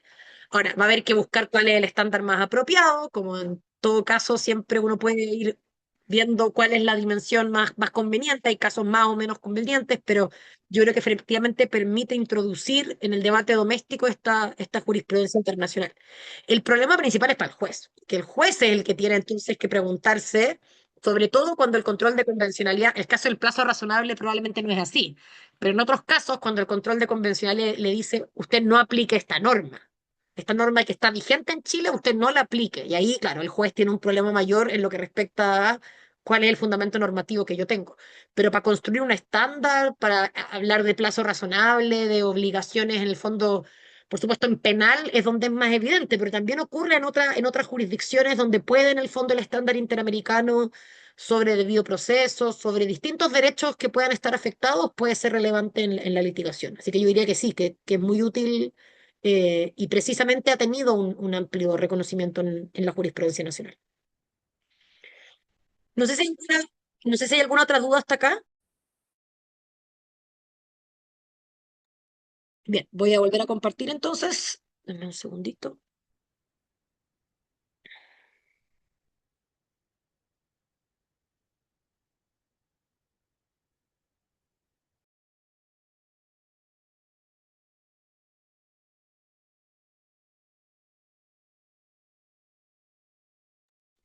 Ya, entonces aproveché de ponerle la P en este break. Entonces ahora sí dice precedente. Entonces yo decía hay tres principales desafíos que ya se los adelantaba y ahora en el tiempo que nos queda profundicemos un poquito en ellos. El primero que yo les decía es el de las inconsistencias. dentro de la Corte, ¿cierto? Si bien veíamos que en general la Corte sigue, ¿cierto?, su propia jurisprudencia, que en general uno encuentra que la misma utiliza incluso su jurisprudencia como un argumento de autoridad, ¿cierto?, como una forma de validar su legitimidad frente incluso a las jurisdicciones domésticas. Lo cierto es que también encontramos casos en que la Corte ha incurrido en cambios de criterios sin mayor fundamentación. Y eso, acá solamente les puse 4 ejemplos, pero hay más, ¿cierto? De cuestiones que en el fondo no están claramente establecidas, no hay una mayor justificación por parte del tribunal respecto de cuáles son las razones que llevan a esa modificación. Y de nuevo, yo les decía, a diferencia de la Corte Internacional de Justicia, que nos dice yo solo hago esto cuando encuentre razones, digamos, de peso para hacerlo, la Corte simplemente, Interamericana simplemente cambia de criterio. Pasa mucho en materia de reparaciones. Por supuesto, las reparaciones son siempre difíciles. Para el juez doméstico también es difícil ponerle un monto económico, sobre todo la reparación económica, a una vulneración, sobre todo cuando implica derechos fundamentales que es difícil de evaluar económicamente. Pero al menos uno esperaría que casos parecidos sean resueltos con reparaciones más o menos parecidas. Y eso no siempre ocurre. O sea, hay casos en que la magnitud, estoy hablando incluso del número, hay variaciones muy significativas entre un caso y otro sin que haya mayor fundamento sobre el.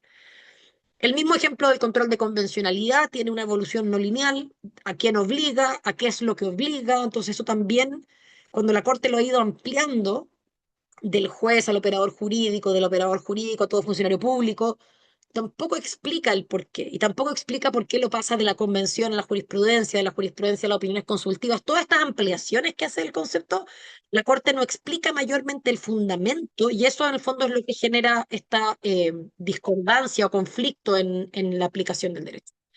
Y lo mismo en 2 ejemplos más, solamente en materia de derecho de pueblos indígenas, la jurisprudencia de la Corte Interamericana no es del todo consistente. Y solamente les doy el último ejemplo porque es un caso de Chile, es un caso que además me tocó litigar a mí, entonces por supuesto que no, que tengo un cierto sesgo como abogada litigante del caso, uno siempre está más comprometida con lo mismo, pero solamente, probablemente han escuchado hablar de este caso, es Vega González versus Chile, en que la Corte ordenó al Estado de Chile revisar las condenas de una serie de agentes de la dictadura que habían sido beneficiados con la figura de la media prescripción y por tanto habían sido condenados por crímenes de lesa humanidad a penas muy bajas. Y uno de los aspectos que estaba en discusión ante la Corte Interamericana era cuál era específicamente el hecho ilícito. ¿Era la desaparición forzada que había ocurrido en dictadura o eran los hechos que habían ocurrido de los 90 en adelante, ¿cierto?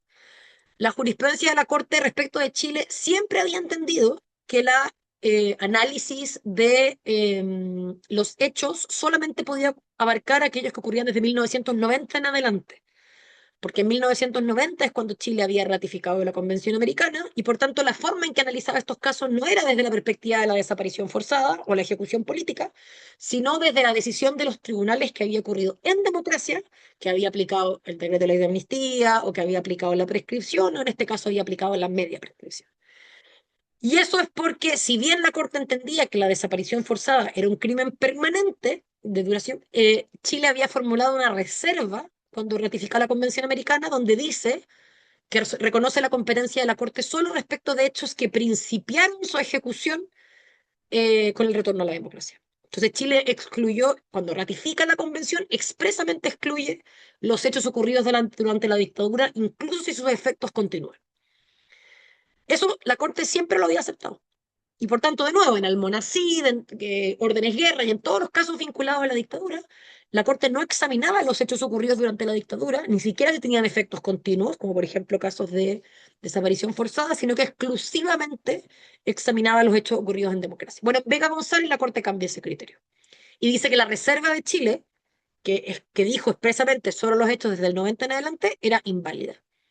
Sin ninguna justificación. Ahora, yo les decía, yo era litigante en ese caso y por tanto, por supuesto, que encuentro que es particularmente insuficiente el razonamiento de la Corte. Quizás alguien que lo tenga de más lejos pueda encontrarle razón a la Corte a ese respecto, pero más allá de si uno le encuentra razón o no de si Chile puede formular esta reserva para excluir los hechos ocurridos durante la dictadura, la Corte no explica por qué produce esa variación. ¿Cuál es la justificación para que una reserva temporal, que decía solo del 90 en adelante, que por muchos años la Corte consideró válida, de pronto cambia su jurisprudencia al respecto?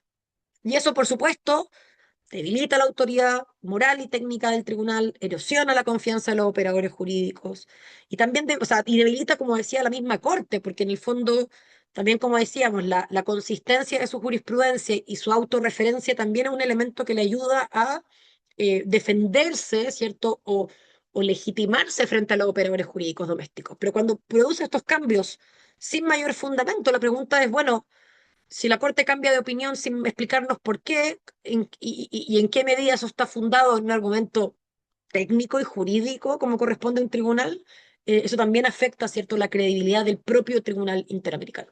Y ejemplos como eso, como les digo, hay otros, yo les cuento un poquito más de detalle del último porque es el que conozco un poco más, pero hay otras oportunidades en que la Corte, de nuevo, casos más o menos parecidos, han tenido resultados distintos, no porque los hechos sean distintos, sino porque el razonamiento jurídico que hace la Corte y la aplicación que hace del derecho es distinta. Y eso va a ser también relevante para efectos de el mandato del control de convencionalidad, porque el juez doméstico, ¿por qué está obligado? ¿Cuál de los dos estándares? ¿El que se fijó antes? ¿La nueva jurisprudencia? ¿Qué pasa si esa nueva jurisprudencia vuelve a cambiar?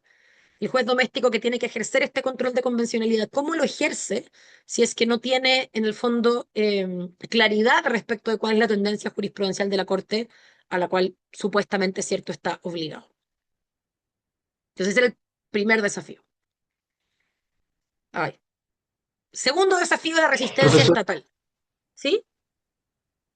disculpe, pero es que yo tengo una duda a propósito de ese cambio, digamos, o que provoca como incerteza finalmente respecto de las decisiones de la Corte. Que a mí me parece, o sea, quizá distingo dos situaciones. Me parece como razonable que si, por ejemplo, cambia la constitución de la Corte, digamos, puede haber opiniones distintas respecto de algún tema. Entonces eso no lo encuentro nada extraño. Ahora, la crítica es no solamente por el cambio, sino porque no tiene la justificación o fundamentación suficiente del cambio. ¿Esa es la crítica? Muchas gracias, Sergio. A ver, yo, lo que tú dices, por supuesto, es absolutamente correcto. Cuando un tribunal cambia su composición, no es tan raro que cambien las decisiones que de él emana. Ahora, el operador jurídico, en todo sistema jurídico, igual espera algún nivel de consistencia. Pensemos, no sé, en nuestra Corte Suprema. Si bien los ministros cambian y los cambios de ministros producen ciertos cambios jurisprudenciales, uno no espera que todo el sistema, digamos, cambie por completo, porque uno espera alguna argumentación técnica que permita una jurisprudencia más o menos consolidada.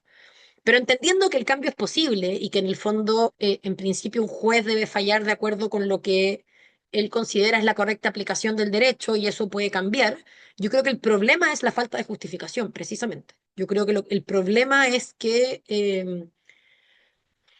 yo no sé si es razonable esperar que una corte, por ejemplo, diga algo como es que yo me equivoqué antes o no sé, los jueces que estaban antes estaban mal. Quizás probablemente un tribunal nunca va a decir eso, tampoco lo va a decir la Corte Suprema o lo va a decir ningún tribunal quien pueda modificar su jurisprudencia. Pero uno sí espera quizás de nuevo una mayor fundamentación sobre cuáles son quizás las circunstancias nuevas o los elementos que el tribunal tiene en consideración al momento de llegar a esa nueva conclusión. Y eso puede ser desde argumentos basados en las particularidades del caso o en nuevos desarrollos del derecho o en una interpretación que considera nuevos elementos o no sé, creo que hay distintas formas de construir para garantizar de nuevo algún nivel de consistencia, porque si simplemente el cambio del magistrado supone un cambio completo de las decisiones, eso obviamente afecta las consideraciones de certeza jurídica. Por eso uno espera en todo sistema jurídico, incluso en un sistema que no reconoce el precedente, uno espera algún nivel más o menos razonable de consistencia. Cuando ese no se produce, de nuevo, que también es posible, porque todo el punto es que no está obligada por sus decisiones, uno espera algún nivel de justificación. Y sobre todo, y esta sí es la particularidad del sistema interamericano, si le estamos pidiendo a los jueces domésticos que apliquen la jurisprudencia interamericana. Porque entonces el juez doméstico dice cuál jurisprudencia aplico yo. La nueva, pero ¿qué pasa si la nueva vuelve a cambiar? Entonces van a volver a cambiar la integración y van a volver a cambiar la decisión y la Corte me va a volver a decir que en realidad yo no cumplí porque yo lo que hice fue aplicar la jurisprudencia antigua, pero ahora cambió. Entonces yo creo que por eso, precisamente por la carga súper demandante que impone el control de convencionalidad a los operadores jurídicos, de considerar la jurisprudencia, es que uno esperaría que la propia Corte se tomara un poco más en serio su jurisprudencia y tratara de nuevo, no descartar toda posibilidad de cambio, pero al menos de otorgar una mayor justificación. No sé si se entiende, si responde más o menos lo que me preguntaba Sergio. Bien, ese era entonces el primero. El segundo, yo les decía, la resistencia estatal. La figura del control de convencionalidad, ya se los adelantaba, genera resistencia. En general, si me permiten la simplificación, la Corte Interamericana, no solo en lo que respecta al control de convencionalidad, sino en general, es considerada, de nuevo, es una simplificación, una Corte activista.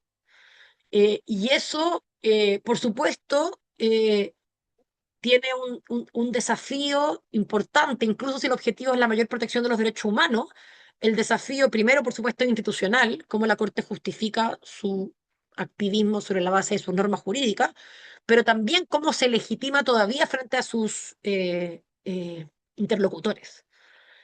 Porque un tribunal, sobre todo en el derecho internacional, donde los estados pueden retirarse del sistema, los estados pueden denunciar la Convención Americana, un juez activista está frente al riesgo de que su empuje, digamos, de los límites de lo que el derecho dispone traiga como consecuencia que el Estado decida retirarse.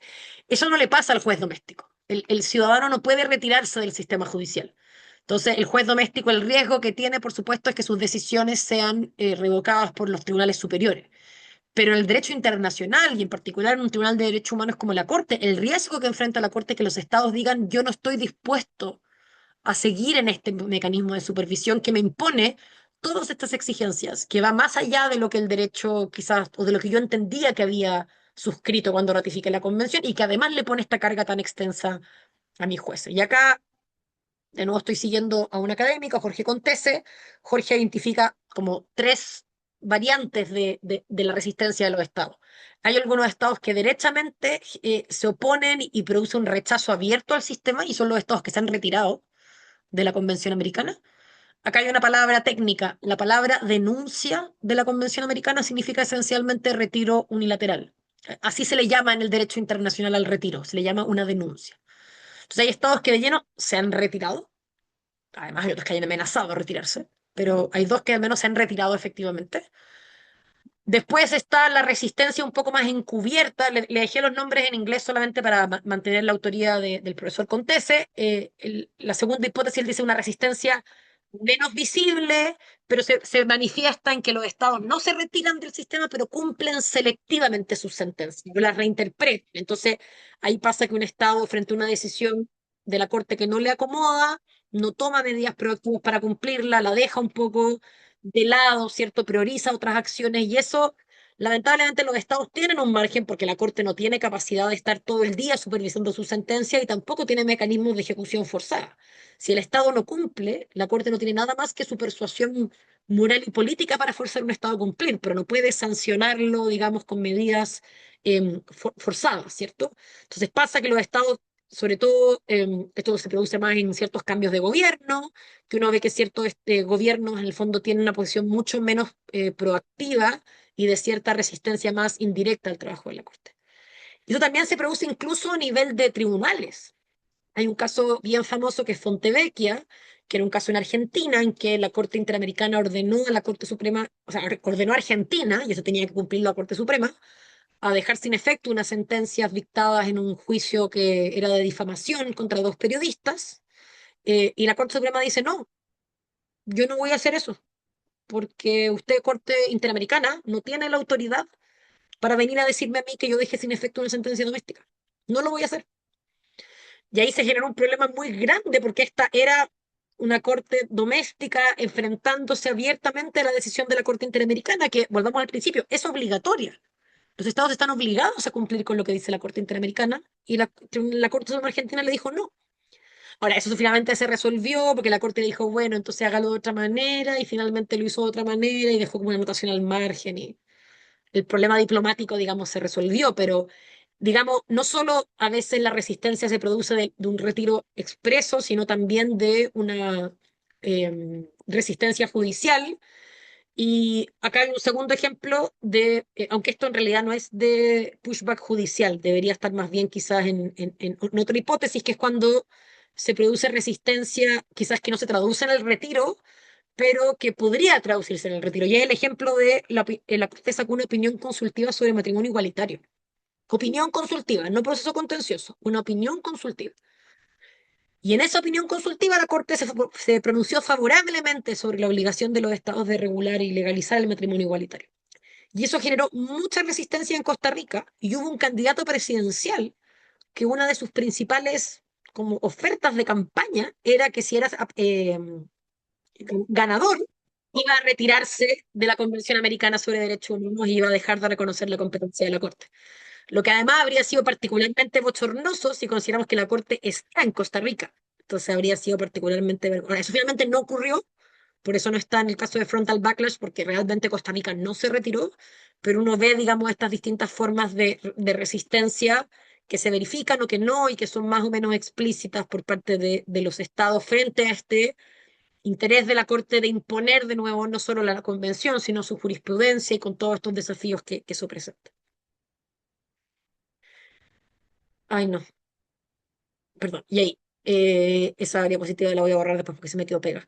Y a propósito también de la figura misma del control de convencionalidad, yo ya se los adelantaba antes, pero la figura del control de convencionalidad pone al juez doméstico en una tensión muy compleja, puesto que le ordena hacer algo, le ordena, en el ejemplo más extremo, yo les decía, el del decreto de ley de amnistía, el caso Almonacid, en que la Corte le dice, usted juez no puede, tiene que realizar este control y no puede aplicar una norma, como el decreto de ley de amnistía, por muy vigente que esté en Chile, usted no la puede aplicar si es contraria a las obligaciones del Estado al suscribir la Convención Americana.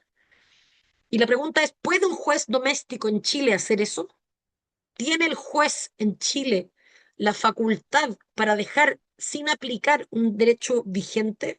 Sobre todo en un modelo, digamos, como el nuestro, en que el control de constitucionalidad, que eventualmente permitiría considerar cuestiones como esa a propósito de la incorporación del derecho internacional en la Constitución, artículo 5º, inciso segundo, ese rol en Chile lo tiene el Tribunal Constitucional. Hay otros países donde hay un control difuso de constitucionalidad. Entonces, cualquier juez podría hacer eso. Pero en Chile solo lo puede hacer el Tribunal Constitucional. O sea, le estamos pidiendo al juez doméstico que haga algo que el derecho no le permite. En segundo lugar, esto ya lo dije, pero simplemente para tenerlo sistematizado, le exige aplicar no solo la convención, sino la jurisprudencia, lo que implica que el juez debe conocer, ojo, no solo el juez, acá estoy dando el ejemplo del juez, pero en realidad todo funcionario público, acuérdense que en Hellman la Corte lo extiende a todo funcionario público, debe conocer y aplicar una jurisprudencia muy voluminosa, además en constante evolución y que, como decíamos hace un momento, no siempre es coherente. A veces tiene modificaciones en un caso y en otro sin mayor justificación. Ese es un estándar particularmente exigente para operadores o funcionarios que no tienen como mandato exclusivo estudiar el sistema interamericano y por tanto no van a tener muchas veces la capacidad de conocer en detalle ese nivel de regulación. La tercera desafío es la legitimidad democrática, y por eso el caso Hellman era el caso quizás más problemático de la figura del control de convencionalidad, porque le estaba diciendo a Uruguay, ¿cierto?, que la decisión tomada democráticamente por referéndum no era válida porque contravenía estos estándares internacionales. Y claro, cuando la Corte Interamericana está lidiando con dictaduras, como se pone en Brasil de nuevo, uno entiende que no sea deferente puesto que la decisión fue tomada en un contexto autoritario. Y eso forma parte del trabajo de protección que tiene que hacer un tribunal internacional. Pero cuando la decisión es tomada de manera democrática, ¿qué legitimidad tiene el tribunal internacional para, en el fondo, entonces imponer estos estándares? Eso también genera mucha resistencia. Y finalmente, yo les decía, esta idea que a diferencia de Europa, la Corte Interamericana no tiene una doctrina del margen de apreciación. La doctrina del margen de apreciación, que es europea, precisamente lo que otorga, como su nombre lo dice, es un margen a los estados para que ellos determinen cuál es la mejor forma de cumplir con sus obligaciones internacionales. Es un margen, por supuesto, no supone una renuncia por parte del Tribunal Europeo a la supervisión, pero supone que si me permiten de nuevo la simplificación, en casos complejos, el tribunal defiere precisamente a la autoridad democrática, entiende que es la autoridad democrática la que está mejor autorizada para decidir en casos complejos. La Corte Interamericana no reconoce de ninguna manera el margen de apreciación. Y la pregunta es, ¿qué espacio da eso para el pluralismo jurídico? ¿Qué espacio da eso para las distintas visiones que razonablemente dentro de una democracia se puedan tener? Esto no significa, por supuesto, que la democracia autorice la tortura, de nuevo. Es un cierto margen de apreciación, es un cierto espacio de intervención estatal, no completo. Por supuesto, en los casos que excedan del margen, interviene el Tribunal Internacional, pero la Corte Interamericana no da ningún margen. Y la figura, de nuevo, del control de convencionalidad es todo lo contrario, es particularmente exigente con el actuar de el juez y el funcionario público doméstico. Y ya para ir terminando, y podemos dejar, si tienen algunas dudas o reflexiones finales, el tercer desafío que yo decía era la sistematización de estas líneas de precedente. Porque la Corte efectivamente, consciente de algunos de estos desafíos que se presentan, desde las contradicciones hasta la dificultad que tienen los operadores domésticos para conocer su jurisprudencia y aplicar el control de convencionalidad, para hacerse cargo también del carácter cada vez más voluminoso de su jurisprudencia, la Corte cuenta con iniciativas de sistematización y tiene estos documentos que son públicos, los pueden encontrar en Google, que se llaman cuadernillos de jurisprudencia, en que la Corte precisamente lo que hace es sistematizar su jurisprudencia en materia del derecho a la vida o distintas garantías previstas en la Convención y ir desarrollando los distintos elementos que ha considerado respecto a esta garantía, por ejemplo, respecto de ciertos grupos de especial protección, por ejemplo, no sé, el derecho a la vida y el aborto, o el derecho a la vida y la eutanasia, ¿cierto? Como los desafíos que se presentan en ese contexto. Entonces, ese es un esfuerzo que hace la Corte para, digamos, acercar o facilitar la aplicación de sus, comillas, líneas de precedente por parte de las autoridades domésticas, también probablemente uno podría decir la misma Comisión Interamericana y todos los intervinientes en el proceso. Pero eso tampoco, eso también tiene límites. Por una parte, el problema normativo, ¿cierto? Que veíamos antes de que una cosa es el valor persuasivo del precedente, pero otra cosa es que eso le deba fuerza vinculante. Veíamos que precisamente en el sistema internacional, volvamos al comienzo, la fuerza vinculante del precedente no está reconocida y la Corte, si bien utiliza su jurisprudencia previa como un elemento persuasivo, no explica mayormente si opera por esta idea de una presunción débil, refutable, perdón, de aplicabilidad o no, y tampoco resuelve el problema de la dificultad de acceso y especialización para el funcionario público. Cuadernillos de jurisprudencia hay muchos y son relativamente extensos. Entonces la pregunta es en qué por supuesto puede ser una herramienta, a propósito de lo que la pregunta que surgía antes, son una herramienta muy útil para el litigante, que tiene tiempo probablemente, o tiene más tiempo para buscar aquellas decisiones que puedan ser convenientes para el litigio que está enfrentando en ese momento.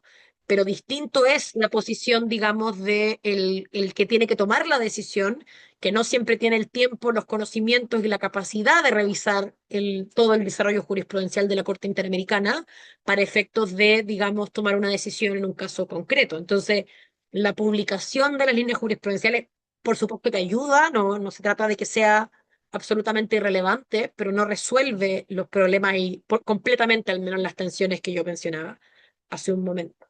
Déjenme dejar de compartir a ver si les puedo solamente mostrar los cuadernillos de jurisprudencia para que vean, creo que también les pueden servir, como decía, más allá de las críticas de la figura del control de convencionalidad, lo cierto es que en nuestro país se aplica y por tanto es útil conocerla. Acá simplemente puse en Google cuadernillo de jurisprudencia Corte Interamericana, para que no tengan que guardar en la página, sino que puedan buscarlo cuando sea necesario. Hacen clic y acá, solamente para que vean, a la fecha hay 43 cuadernillos de jurisprudencia. Eh, Podemos elegir, ¿cómo vamos a los otros? Más cuadernillos. Entonces ahí podemos ir viendo los distintos cuadernillos que están disponibles. Hay algunos sistematizados sobre países, porque la Corte ha tratado de como consolidar toda la jurisprudencia de un país. Pero veamos, por ejemplo, independencia judicial, solo para que conozcan el recurso. Vamos a esperar que cargue en un momentito. Y van a básicamente poder encontrar como esta consolidación de la jurisprudencia de la Corte. Por supuesto que tampoco se explicita cuando la Corte cambió de opinión, simplemente se da como los desarrollos en general más recientes, pero tampoco estos cuadernillos se actualizan todos los años. Entonces, a veces hay desarrollos posteriores que todavía no están incorporados, pero por ejemplo, van a ver la tabla de contenidos, va a tener independencia judicial, separación de poderes y sociedad democrática, debido proceso, separación en el cargo, juicio político, estabilidad, independencia de fiscales. Entonces, elijamos, no sé, cualquiera, independencia política y separación del cargo, y van a encontrar en qué sentencia lo dijo, con toda su individualización, ¿cierto? El nombre del caso, contra quién. Esta es la sentencia de la selección preliminar, fondo, reparaciones y costas de esta fecha, y va a incorporar los párrafos relevantes que en el fondo hablan de esta garantía. También va a tener referencia a otros casos similares que son los que están acá en negrita en letra un poco más pequeña, que también se pronuncian al respecto. Entonces, esto es un proceso, acá, bueno, habla de los distintos adecuados en un proceso de nombramiento, inamovilidad, garantía contra presiones externas, etcétera. Entonces, yo les recomiendo de nuevo, más allá de las críticas que uno pueda tener a la institución y siendo conscientes de la tremenda importancia que la Corte le da a sus decisiones anteriores y el carácter, como decíamos, incluso de precedente pleno de su jurisprudencia, al menos en la institución del control de convencionalidad, creo que es bien útil que vayan, que si trabajan en temas que se vinculen con esto, no, hay de los más diversos temas. Tenemos medidas de reparación, personas defensoras de derechos humanos, derecho a la salud, restricción y suspensión de derechos, orden público y uso de la fuerza, corrupción, derechos económicos, sociales, culturales y ambientales, derecho a la vida, acá está justo la actualización, derechos políticos, personas LGBTI, etcétera. Entonces, la verdad es que, como verán,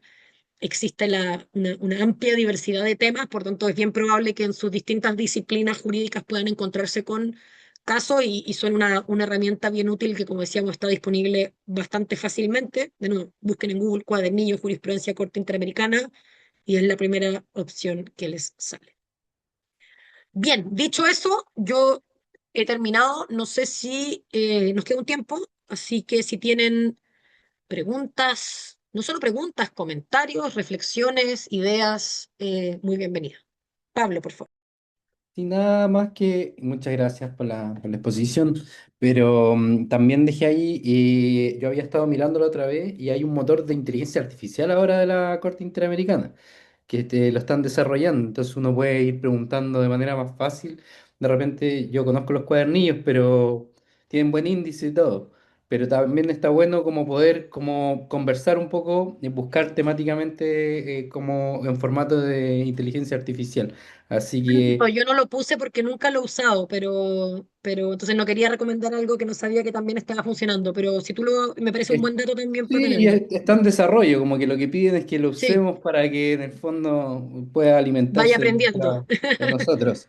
Sí. Y no está en el ordenamiento europeo, es algo que tiene el sistema interamericano. Así que nada más que aportar eso, profe.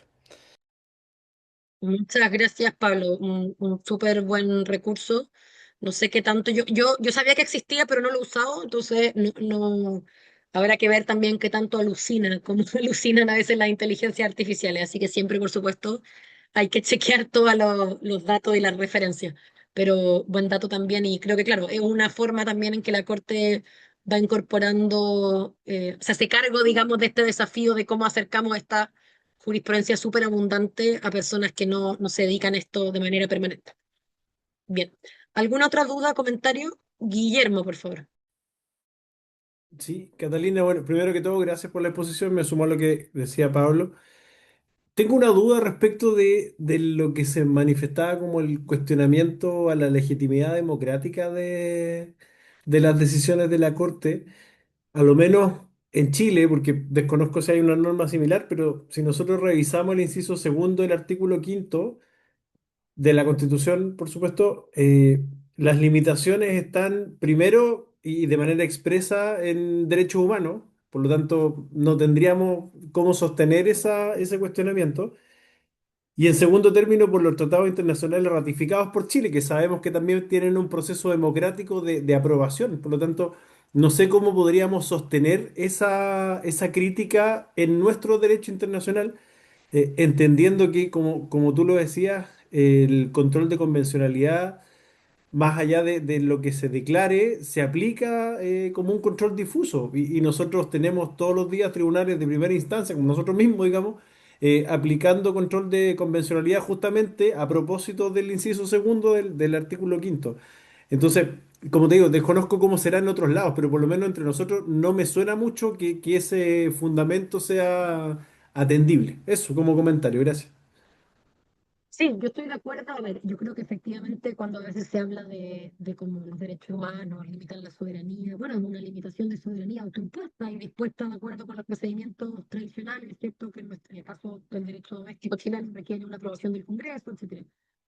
Ahora, yo planteé el tema de la discusión democrática porque creo que Hellman es un caso que abre algunas preguntas al menos, porque en el fondo lo que pasa es que quizás es muy distinto a la realidad chilena, en que estamos muy acostumbrados a que la amnistía fue autoimpuesta por el régimen, ¿cierto? Pero uno podría hacerse la pregunta, y esta es la pregunta de Hellman, como si en Chile se hiciera un referéndum y la población, igual como democráticamente en el Congreso se aprobó la Convención Americana sobre Derechos Humanos, democráticamente las personas decidieran que quieren establecer una amnistía limitada para ciertos casos, cómo están en tensión también ahí las dimensiones democráticas, en el fondo el ejercicio democrático y el... Ahora, tú bien señalas, precisamente lo que dice el artículo 5 en su segundo es que los derechos humanos son el límite a la soberanía estatal.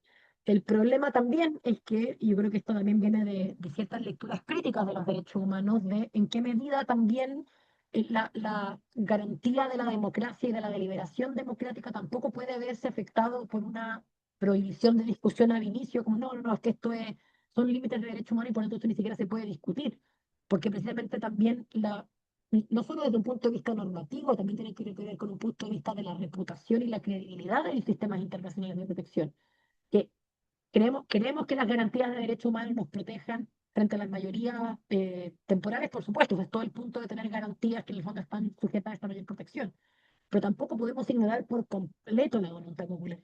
Entonces, en el fondo, cuando en el caso de Uruguay, que es lo que pasó, no hubo no uno, sino dos referendos hechos en democracia, en que por distintas razones la población aceptó las leyes que en ese caso se llamaban de caducidad, a lo menos me parece que es digno de discutir si quizás no será que hay algún elemento, ahora yo no conozco el detalle del ordenamiento jurídico uruguayo como para saber el fin del artículo 5 pero muy bien.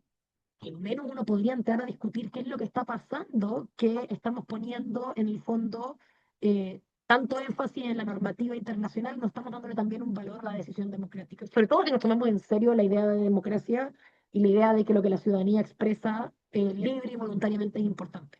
De nuevo, no digo que necesariamente haya que darle siempre razón a la democracia. De nuevo, las garantías de derechos humanos precisamente son una protección a veces contramayoritaria. Ese es todo el sentido. Por eso tampoco vamos a aceptar la tortura solamente porque la aceptamos por referéndum. Pero también si hubiera un referéndum a favor de la tortura, probablemente nos podríamos preguntar qué está pasando. Simplemente responder no, pero es que está prohibido por derechos humanos, no responde realmente al desafío completo. Y por eso yo creo que hay una tensión importante y por eso también uno se explica un poco la diferencia entre América y Europa. En América, la Corte Interamericana no es muy deferente con la jurisdicción doméstica y con la democracia doméstica porque no le cree mucho a la democracia doméstica, porque en alguna medida la Corte Interamericana, sus primeros casos, todos lidiaban con dictaduras. Entonces la Corte no tenía por qué ser diferente con una dictadura. El Tribunal Europeo, en cambio, por mucho tiempo y sobre todo con países de democracias liberales más o menos fuertes, tenía un poco más de diferencia. Porque decía, bueno, usted es la autoridad democrática, usted tiene checks and balances internos, yo tiendo a pensar que usted probablemente está mejor capacitado para tomar esta decisión que yo, un tribunal internacional en Estrasburgo, que no tengo el día a día, digamos, del desafío. Pero eso también, por supuesto, es para casos límites, no para el caso de la tortura, no para el caso de la esclavitud, ¿cierto? Son esos casos límites en que uno dice, ¿será que hay una pregunta legítima sobre cuándo intervienen los tribunales internacionales o cuándo no? Cuando sobre todo queremos garantizar. Pero no, es una pregunta abierta y yo recojo absolutamente lo que señala Guillermo y creo que no hay una única respuesta correcta, yo solo lo planteo para dejarles la reflexión. ¿Algo más? ¿Alguna otra pregunta, comentario, reflexión?